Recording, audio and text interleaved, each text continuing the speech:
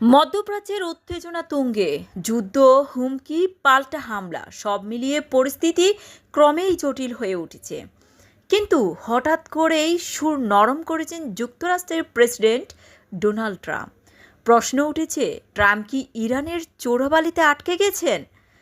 গত কয়েক সপ্তাহ আগে ইরানের বিরুদ্ধে কড়া অবস্থানে ছিলেন ট্রাম্প, কিন্তু এখন তিনি বলেছেন ইরান নাকি যুদ্ধ শেষ করতে আগ্রহী, যদিও প্রকাশ করতে ভয় পাচ্ছে।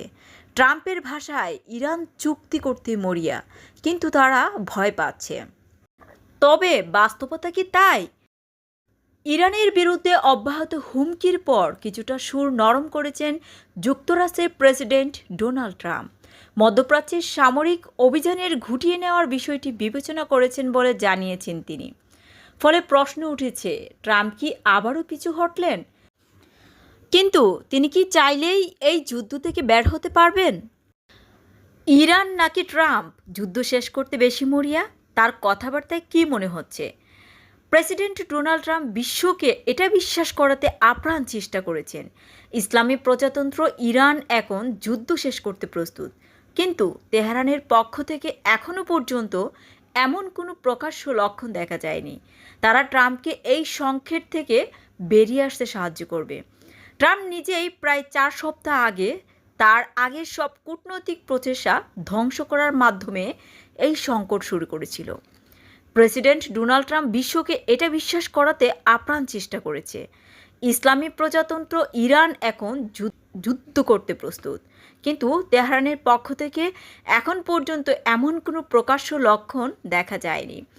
তারা ট্রাম্পে এই সংকেত থেকে বেরিয়ে আসতে সাহায্য করবে। ট্রাম্প নিজেই প্রায় 4 সপ্তাহ আগে সব কূটনৈতিক প্রচেষ্টা ধ্বংস করার মাধ্যমে এই সংকট শুরু করেছিল। গত বুধবার মার্কিন প্রেসিডেন্ট ডোনাল্ড ট্রাম্প মধ্যপ্রাচ্যে যুদ্ধ বন্ধ করতে ইরান একটি চুক্তিতে খুবই আগ্রহী, তবে আগ্রহের বিষয়টি প্রকাশ করতে ভয় পাচ্ছে। ইরান চুক্তি করতে এতই মরিয়া যে বলার মতো নয়, কিন্তু তারা এটা বলতে ভয় পাচ্ছে কারণ তারা ভাবছে তারা নিজেদের জনগণের হাতেই মারা পড়বে। এরপর তার রহস্যময় মন্তব্য ছিল, তারা আমাদের হাতে মারা পড়ার ভয় পাচ্ছে। এদিকে সেনা মোতায়েন বা যুদ্ধের সিদ্ধান্ত নেওয়া ট্রাম্পের জন্য এক বিশাল ঝুঁকি, কারণ এতে প্রচুর মার্কিন সৈন্য প্রাণহানি হতে পারে। এছাড়া ইরান হরমুজ প্রণালী বন্ধ করে দেওয়ার যে অর্থনৈতিক ধাক্কা লেগেছে, যুদ্ধ শুরু হলে তা ভয়াবহ হবে। ট্রাম্পের এই দাবি বাস্তবায়ন পরিস্থিতিতে মধ্যে এক বিশাল ফারাক দেখা যাচ্ছে। এদিকে তিনি বলেছেন সমঝোতা আসন্ন, অন্যদিকে মধ্যপ্রাচ্যের হাজার হাজার মার্কিন সেনা পাঠাচ্ছেন। এতে সংঘাত বিপজ্জনকভাবে বৃদ্ধির দিকেই যাচ্ছে।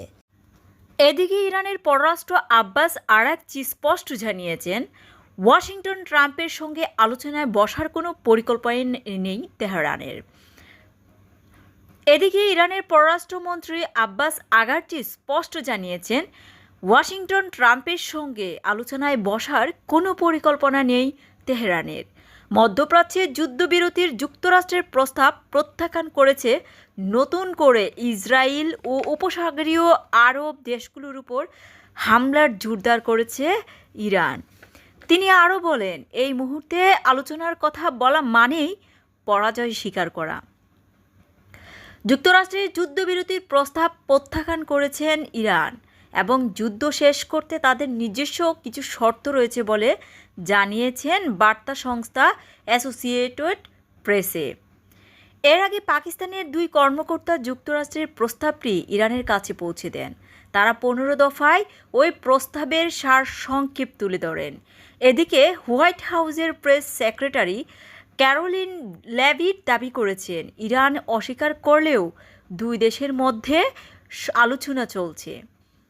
বৃহস্পতিবার রাষ্ট্রীয় গণমাধ্যম প্রেস টিভিকে দেওয়া এক সাক্ষাৎকারে ইরানের পররাষ্ট্রমন্ত্রী সাইয়েদ আব্বাস আরাগচি এমন তথ্য জানিয়েছেন।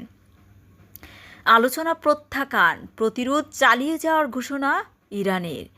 তিনি বলেন, গ্যারান্টি ছাড়া যুদ্ধবিরতি এই দুষ্টচক্র তৈরি করে, যা আবারও সংঘাতের দিকে নিয়ে যায়। এই মুহূর্তে আলোচনার প্রয়োজনীয়তা সবচেয়ে বেশি, কিন্তু একটি প্রশ্ন কূটনীতির আশাকে অন্ধকারাচ্ছন্ন করে দিয়েছে। যুদ্ধের প্রায় 4 সপ্তাহ পার হয়ে যাওয়ার পর সমঝোতার মাধ্যমে বেরিয়ে আসার সময় কি এখনও আছে?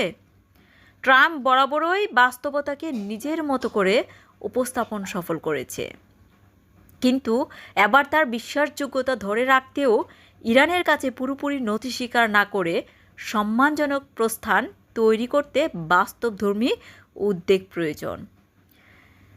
ত্রিতা পার্সি বিশ্বাস, কুইন্সি ইনস্টিটিউটের গবেষক বলেন, এই যুদ্ধ শেষ করতে ট্রাম্পকে ইরানকে কিছু না কিছু দিতেই হবে, যা তার শুরুর অবস্থানের তুলনায় সম্পূর্ণ ভিন্ন এবং এক পরিস্থিতি। ট্রাম্পের হাতে সময় খুব কম। যুদ্ধের রাজনৈতিক, অর্থনৈতিক, ভূ রাজনৈতিক চাপ প্রতিদিন বাড়ছে। তিনি এখন সেই দ্বিধাদ্বন্দ্বে পড়ছেন যা ভিয়েতনাম থেকে ইরাক পর্যন্ত আগের অনেক প্রেসিডেন্টকে ভুল পথে পরিচালিত করেছিল। যুদ্ধ থেকে বের হতে গিয়ে কি যুদ্ধকে আরও তীব্র করতে হবে? বিশ্লেষকরা বলছেন, ট্রাম্পের শুরু করা এই ইচ্ছাকৃত যুদ্ধ এখন একটি অপরিহার্য যুদ্ধে পরিণত হয়েছে। ইরানিদের তুলনায় ট্রাম্পই আলোচনার জন্য বেশি আগ্রহী বলে মনে হচ্ছে। এর কারণ সম্ভবত তার উপরই জনমতের চাপ। তিনি দেশকে যুদ্ধের জন্য প্রস্তুত করেননি এবং জনমত জরিপগুলোতে তাকে ব্যাপক অজনপ্রিয় দেখা যাচ্ছে।